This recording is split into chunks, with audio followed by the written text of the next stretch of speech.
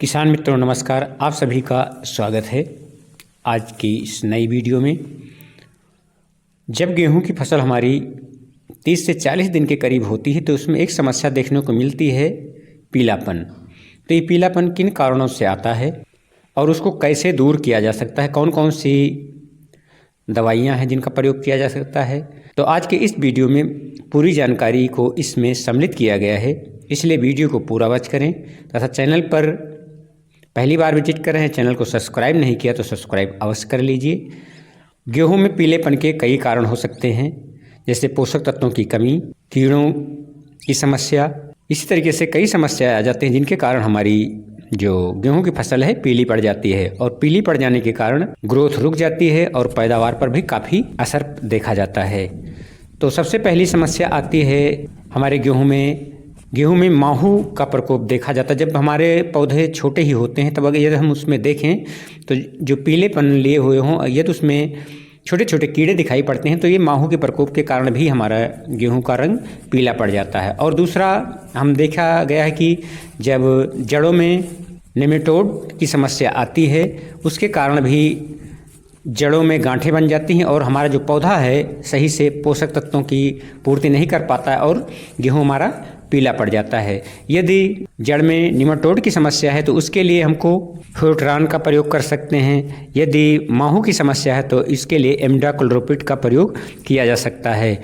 और कभी कभी देखा गया है कि हमारी खेत में पोषक तत्वों की कमी के कारण भी पीलापन आ जाता है। उसमें जैसे यूरिया की कमी के कारण पीलापन आ जाता है, जिंक की कमी या सल्फर तथा पोटास की कमी के कारण भी हमारी खेतों में पीलापन दिखाई पड़ता है। यदि नाइट्रोजन या यूरिया की कमी के कारण पीलापन आता है तो यदि हम देखते हैं तो उसकी पहचान हम कैसे कर सकते हैं। इसकी पहचान के लिए यदि हम अपने खेत में जाते हैं और देखते हैं कि जो पुरानी पत्तियां हैं वो पीली पड़ रही तो इसको हमको समझना चाहिए नाइट्रोजन की कमी इसमें है। और नाइट्रोजन की कमी को पूर्ति करने के लिए यदि हम यूरिया का प्रयोग कर देते हैं तो ये समस्या हमारी सॉल्व हो जाती है। और दूसरी जिंक की कमी के कारण भी हमारी फसल पीली पड़ जाती है। तो इसमें यदि हम इसकी पहचान करना चाहें कि जिंक की कमी के कारण क्या लक्षण होते हैं तो इसमें नई जो पत्तियां बनती हैं वो पीली हमको दिखाई देती हैं।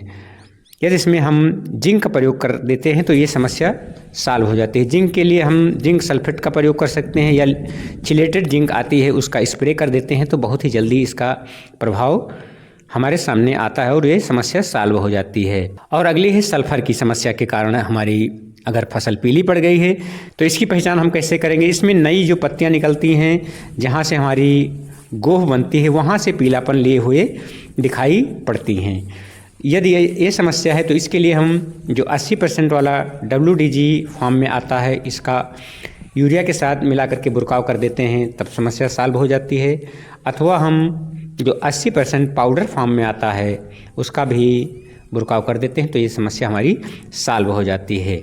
और चौथा हम देखते हैं पोटास की कमी के कारण भी हमारी फसल पीली पड़ जाती है। तो पोटास की कमी की यदि होती है तो हमारे जो पत्तियों के किनारे होते हैं वे लाल एवं पीले रंग के हो जाते हैं। यदि इस तरीके की समस्या हमको दिखाई दे तो हमको समझना चाहिए कि इसमें पोटास की कमी आ गई। तो इसके लिए हमको जो NPK 000050 आता है उसका हम प्रयोग कर देते हैं तो ये समस्या सॉल्व हो जाती है। इसके प्रयोग के लिए हम 1 किलोग्राम जो NPK 000050 आता है उसको लेंगे और साथ में 100 लीटर से 125 लीटर पानी ले करके उसका हम छिड़काव कर देते हैं तो ये समस्या हमारी सॉल्व हो जाती है।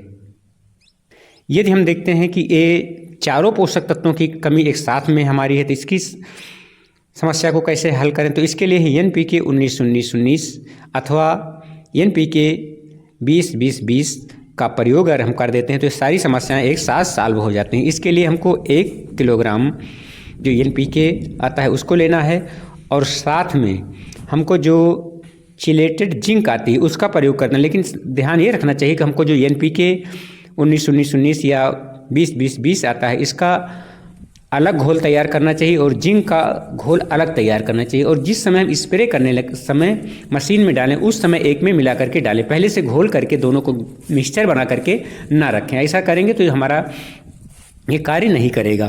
तो इस बात का विशेष ध्यान रखते हुए ऐसा अगर कर देते हैं तो ये समस्या हमारी सॉल्व हो जाती है। और गेहूं में पीलेपन के एक अन्य कारण भी हो सकता है, जब हम खरपतवार नाशक का प्रयोग करते हैं तब भी हमारे गेहूं में पीलापन आ जाता है, हमारी ग्रोथ रुक जाती है। तो यदि ऐसी समस्या है तो इसके लिए हमको 2 किलोग्राम यूरिया लेना चाहिए और साथ में 100 ग्राम जो चिलेटेड जिंक आती है 100 से 125 लीटर पानी में मिला करके इसका हम प्रति एकड़ के हिसाब से स्प्रे कर देते हैं तो हमारी ये समस्या सॉल्व हो जाती है और अच्छे से हमारा जो गेहूं है ग्रोथ करने लगता है। और कभी कभी ये देखा गया है कि विपरीत मौसम के कारण भी कभी कभी हमारा गेहूं पीला हो जाता है, तो इसके लिए मौसम जब हमारा सही हो जाता है तो स्वतः ही ये समस्या सॉल्व हो जाती है। तो ये छोटी सी जानकारी आपको उपयोगी लगी हो तो अन्य किसान दोस्तों के साथ ज़रूर शेयर करें और लाइक करना ना भूलें। ऐसी ही वीडियो के साथ पुनः उपस्थित होंगे, तब तक के लिए नमस्कार। वीडियो देखने के लिए बहुत बहुत धन्यवाद।